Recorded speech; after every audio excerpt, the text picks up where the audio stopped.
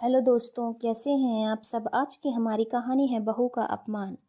रागिनी, तेरा भाई आया है, बाहर कमरे में मैंने बिठा दिया है, जाकर मिल ले। मैं सोने जा रही हूँ और मुझे आवाज मत लगाना। मुंह बनाते हुए शांति जी अपने कमरे में चली गई। अच्छा, भैया आ गए।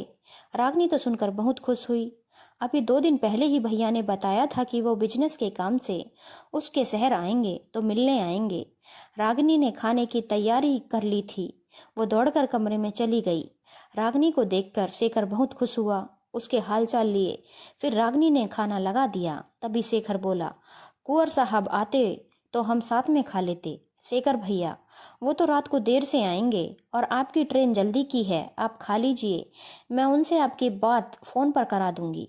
शेखर ने जब अपना खाना खाया और वो जाने लगा, तब तक भी रागिनी की सास कमरे से बाहर नहीं आई। रागिनी समझ गई थी कि भैया का आना उन्हें अच्छा नहीं लगता है। अभी उनके अपने भाई आए होते तो वो खातिरदारी में ही व्यस्त रहती। शांति जी शाम की दिया बाती के लिए कमरे से निकली। तब शेखर रवाना हो ही रहा था। समधन जी, इस बार तो कुंवर साहब से मिलना नहीं हुआ, अगले महीने आऊंगा तो जरूर मिलूंगा, आप उनसे मेरी नमस्ते कह दीजिएगा। शेखर जी, आप अगले महीने फिर से आएंगे? क्या इस शहर में होटल नहीं है जो आप हर बार बहन के यहाँ रुक जाते हैं? बहन दान में देकर बहन के घर का खाते हुए आपको शर्म नहीं आती है? शांति जी के मुंह से ये सुनकर शेखर हक्का बक्का रह गया। वहीं रागिनी को भी बहुत ही बुरा लगा। उसने तुरंत कहा, मम्मी जी, पता नहीं किस जमाने में जी रही हैं आप। मैं कोई दान देने वाली चीज नहीं हूँ जो मुझे दान दे दिया और फिर मायके वाले मेरे घर का पानी नहीं पी सकते है सासू माँ। आजकल जमाना बदल गया है। ये पहले के जमाने की सोच थी, जब बहन बेटी के घर का पानी भी नहीं पीते थे। तब लड़कियों को इंसान ही कहाँ समझा जाता था, उनकी कोई मर्जी भी नहीं पूछी जाती थी। मायके वालों ने दान में दिया, ससुराल वालों ने रख लिया और फिर अपनी ही बेटी से मिलने के लिए उन्हें लंबा इंतजार करना होता था। आजकल जमाना बदल गया है। मैं दान में नहीं आई हूँ। वो जमाना और था जब लड़की वाले आंखें नीची करके गर्दन झुकाए कुछ भी सुन लेते थे। पर अब जमाना बदल गया है। अब तो सब बराबर है। लड़की भी लड़कों से कम नहीं होती है, तो लड़की वाले भी बराबर का सम्मान पाने के हकदार हैं। मम्मी जी, आप पता नहीं कौन सी दुनिया में जी रही हैं। पहले बहू अपने मायके वालों का अपमान भी सहन कर लेती थी और फिर उन्हीं ससुराल वालों की सेवा भी करती थी। पर अब जमाना बदल गया है। मैं अपने भैया का अपमान सहन नहीं करूंगी। आपको इनसे माफी मांगनी होगी। ये सुनकर शांति जी और भी ज्यादा गुस्सा हो जाती हैं। मेरे घर में खड़ी हुई है और मुझसे ही माफी मंगवाएगी?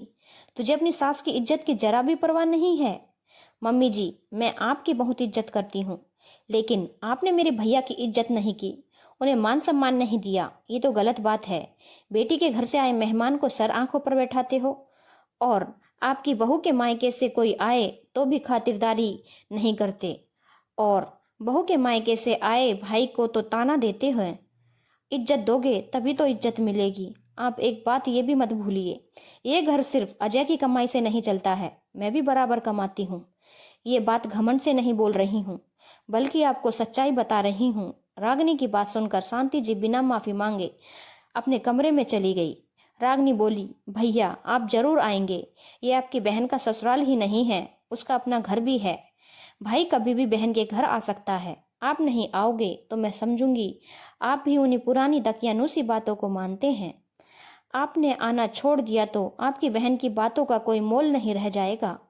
मेरी सास ने आपसे माफी नहीं मांगी, पर उन्होंने ये भी तो कहा है कि आगे से ऐसा नहीं होगा।